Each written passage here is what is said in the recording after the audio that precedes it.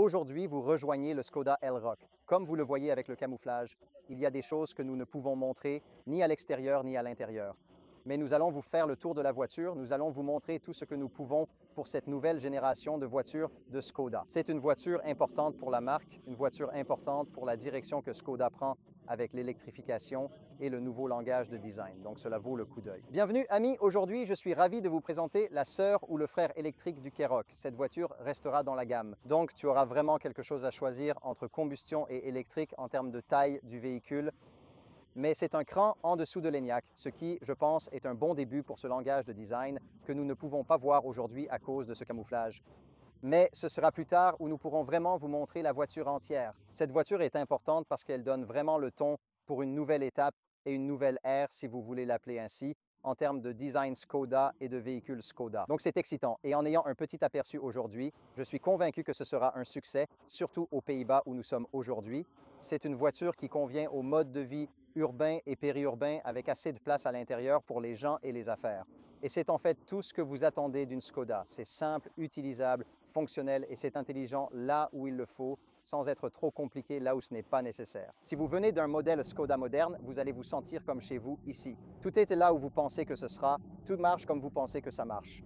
Donc c'est une transition très agréable. En venant d'un produit Skoda, en fait en venant d'un produit du groupe Volkswagen en général, vous allez vous sentir comme chez vous ici. Bien sûr, il y a beaucoup de différences entre par exemple un ID4 et ça, mais tout a du sens, ce qui est agréable car c'est quelque chose d'un peu fondamental pour l'ADN de Skoda.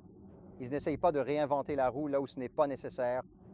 Ils ont le slogan Simply Clever, évidemment, ils ajoutent de l'ingéniosité où c'est pertinent.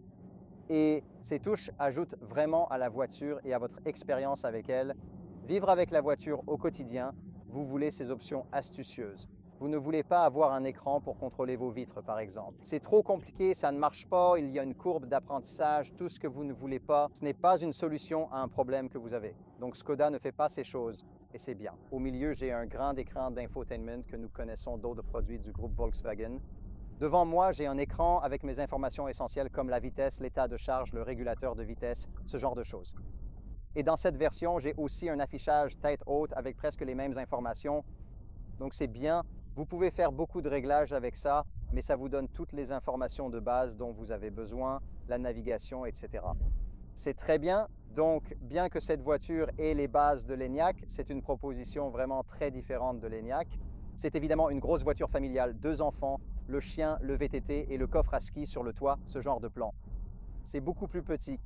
Donc, vous allez être compromis à ce niveau-là en termes d'espace de coffre et d'espace intérieur.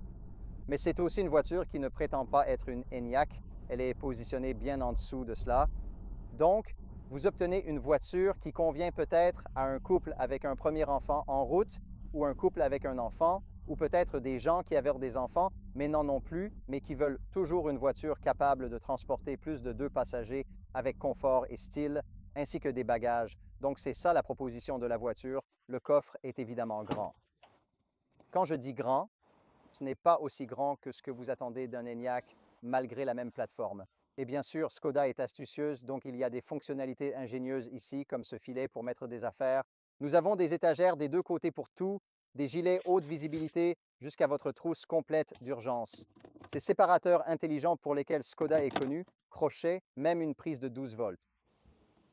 Chargeur ici dans le coin, donc tout ce dont vous avez vraiment besoin. Ici, il y a aussi une petite poche supplémentaire dans ce cas pour votre barre de remorquage, mais vous pouvez aussi y mettre vos câbles de chargement.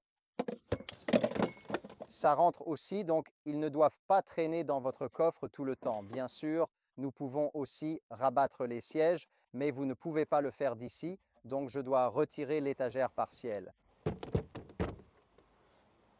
Et quand nous faisons cela, et je rabatte ces sièges. 60-40 split, vous voyez, ça devient assez spacieux ici, mais c'est largement suffisant pour transporter votre sèche-linge et aller à Ikea sans aucun problème. Je peux même venir m'y asseoir si vous voulez pour échelle. Je fais 183 et environ 90 kg. Je ne tiens pas vraiment en dessous, mais oui, vous pouvez voir combien d'espace il y a ici. Donc c'est une voiture un peu plus courte que l'Enyaq, mais vous voyez qu'il reste pas mal de place. Je suis assis, je dirais, derrière un adulte. Donc vous savez, tout va bien. Mes pieds passent sous le siège. donc c'est plutôt agréable et globalement, c'est parfaitement adapté pour un adulte. Je fais environ 183, un peu plus de 90 kilos. Pas de souci ici, mais on peut voir que le dessus ici est dur, puis ça devient mou. Ici au milieu, les points que vous touchez avec la poignée de porte réelle et un bouton pour la fenêtre. Ici en bas, ça redevient dur, avec dans ce cas, rien garnissant les bacs de porte, mais il y a encore des fonctionnalités intelligentes, comme cette chose de pare-soleil, de fenêtre. C'est sympa. J'aime bien ce genre de fonctionnalités parce qu'elles apportent vraiment une solution à un problème du monde réel. Si je me déplace un peu plus dans la voiture, ici au milieu, vous êtes évidemment toujours assis plus haut et plus dur. C'est aussi le cas ici. Mais pour un court trajet, pas de problème, surtout parce qu'il n'y a pas de tunnel de transmission et je peux mettre mes pieds sous les sièges devant. Donc c'est sympa.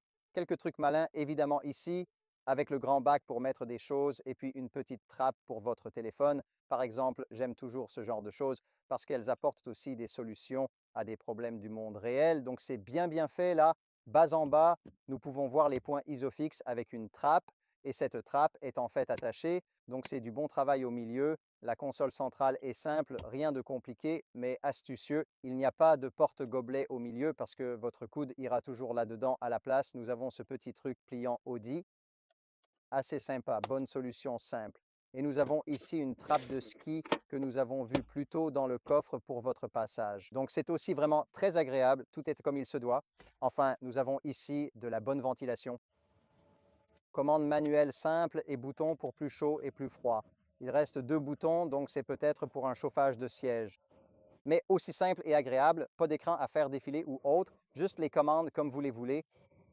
Dans l'ensemble, c'est assez agréable ici à l'arrière. Aucun problème d'espace, même pour un adulte de ma taille, donc c'est plutôt bien. Aucun doute qu'une famille s'y sentira bien et je vois que même lors de longs trajets, je serai à l'aise, profitant du confort et des commodités pour rendre l'expérience plaisante. D'après ce que j'ai vu et d'après ce que nous avons vu dans la démo, ça va être une belle voiture et je suis assez excité pour ce format aussi. Pour l'instant, c'est tout ce que nous avons pour cette brève impression de la Skoda Elroq. Merci d'avoir regardé et à la prochaine.